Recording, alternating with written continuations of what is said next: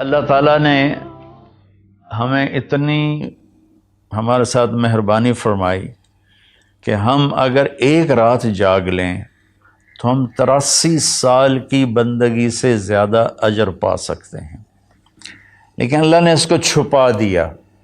21، 23، 25، 27، 29 ان 5 راتوں میں چھپا دیا۔ اچھا، چھپایا کیوں؟ کہ اگر اللہ تعالیٰ بتا دیتے کہ فلاں رات ہے، اور اللہ کو تو پتہ تھا کہ آگے آنے والی امت غافل ہوگی، تو متعین ہونے کے بعد پھر کوئی غافل ہوتا، نافرمانی کرتا، کوئی برا کام کرتا تو پوری امت پر عذاب آ سکتا تھا۔ تو اللہ تعالیٰ نے اپنے فضل سے اسے چھپا دیا۔ ایک تو اس وجہ سے کہ معلوم ہونے کے بعد قدر نہ کریں تو پکڑ آئے گی، دوسرا اس طرح کہ ہمیں 5 راتیں جاگنے کا موقع مل جاتا ہے کہ شاید یہ رات ہو، شاید یہ رات ہو۔ ہمارے پاکستان میں صرف 27 کو لوگ بڑے اہتمام سے جاگتے ہیں۔ ممکن ہے اس دفعہ لیلۃ القدر وہ 21 کی ہو، کیونکہ مجھے ابھی راستے میں آتے ہوئے خیال آ رہا تھا کہ ایک تو وہ طاق رات، پہلی طاق رات ہے، اور دوسرا جمعے کی رات ہے، تو یہ 2 فضیلتیں اکٹھی ہو رہی ہیں۔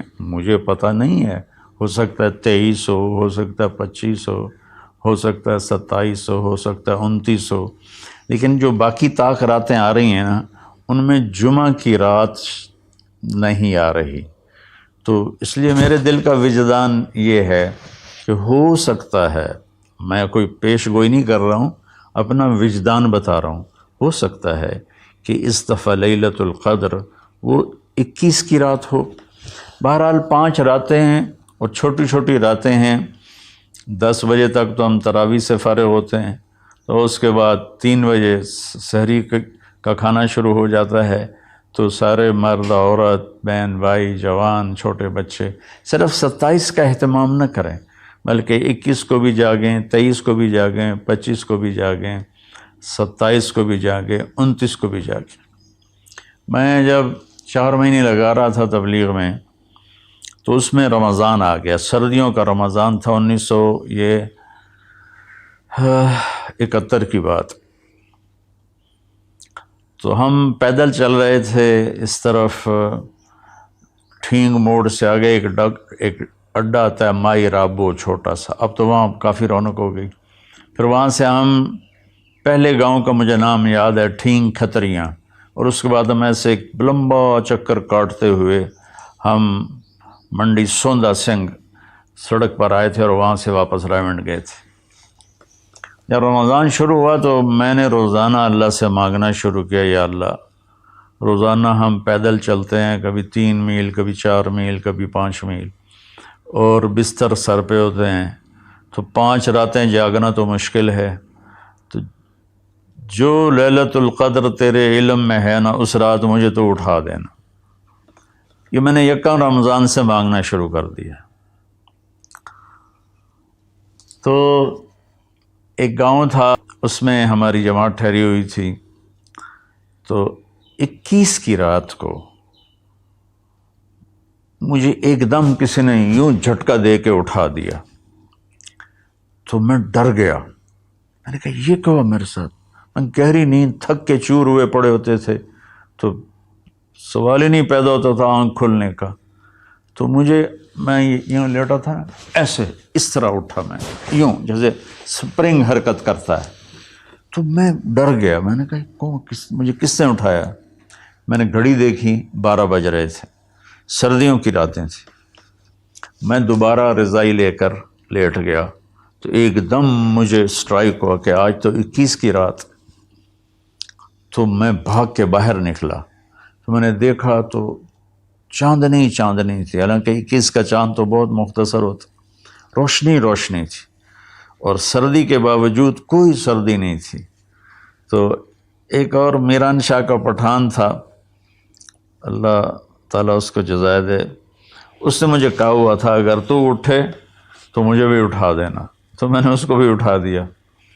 وہ تو 1-2 گھنٹہ بیٹھ کے پھر جا کے سو گیا، اور میں فجر کی اذان تک جاگتا رہا، اور پتہ نہیں کیا کیا مانگا، لیکن اس میں نے ایک دعا یہ مانگی کہ یا اللہ مجھے ساری زندگی کے لیے تبلیغ کے کام کے لیے قبول فرما۔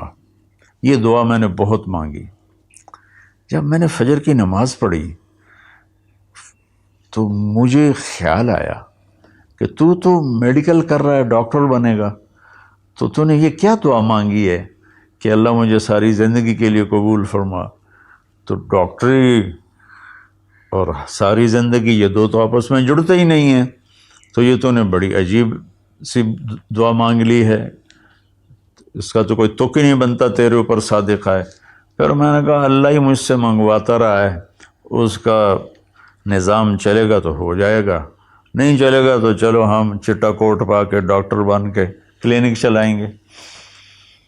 تو میں تقریباً اگلا سارا سفر یہی سوچتا رہا، روزانہ مجھے سوچ آتی یہ تو نے کیا مانگا ہے، ساری زندگی اور ادھر میڈیکل لائن، یہ کیسے جوڑ بیٹھے گا، اور پھر تیرے والدین کیسے تمہیں اجازت دیں گے؟ یہ میرے اندر نا ایسے چلتی تھی آندھی سی خیالات کی۔ تو خیر مجھے تو پتہ بھی نہیں تھا کیا ہونے والا ہے۔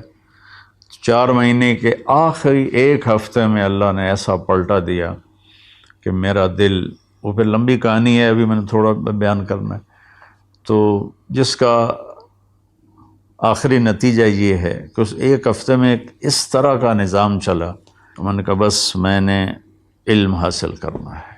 تو اللہ نے اپنے فضل سے مجھے چلائے رکھا، یہ میں اس کا شکر گزار ہوں۔ یہ ایک واقعہ تو میرے ساتھ یہ ہوا ہے، وہ 21 کی رات کا تھا۔ دوسرا واقعہ یہ ہے کہ میں بہت بیمار تھا رمضان میں نا، تو میں نے اللہ سے دعا مانگنی شروع کی کہ یا اللہ تو میرا حال تو دیکھ رہا، مجھ سے تو روزہ بھی بڑی مشکل سے پورا ہو رہا ہے، تو مہربانی کر مجھے لیلۃ القدر بتا دے کب ہے۔ تو خواب کوئی یقینی تو نہیں ہوتے، لیکن دیکھنے والے کے لیے اس میں خوشخبری ہوتی ہے۔ تو مجھے نا 22 کی رات کو خواب آیا کہ کل شب قدر ہے 23۔ تو میں 23 کو گرمیاں تھیں، میں سویا ہی نہیں اور جاگ کے اپنا جو کچھ کرنا تھا۔ تو 25 کو میں سویا ہوا پھر اٹھا، تو ایک دم پھر مجھے نیند آ گئی۔ تو میں نے خواب میں دیکھا کوئی کہہ رہا ہے کہ آرام سے پڑے رہو، آج شب قدر نہیں، وہ گزر گئی، 23 کو تھی وہ گزر گئی۔ یہ 2 تو میری آپ بیتیاں ہیں، واللہ عالم خواب کوئی حجت تو نہیں ہوتا، ورنہ اس کا بھی لوگ مذاق بنا لیتے ہیں۔ کہنے کا مقصد یہ تھا کہ شب قدر 5 راتوں میں گھومتی ہے، 21، 23، 25، 27، 29۔ تو ہم ایک 27 کی رات متعین نہ کریں، 5 راتیں جاگیں، تو اس میں سارے گناہوں کی بخشش ہو جاتی ہے، اور جو اللہ سے مانگو دنیا کا آخرت کا، تو اللہ تعالیٰ اپنا فضل فرماتا ہے اور اپنی رحمت کے دروازے کھول دیتا ہے۔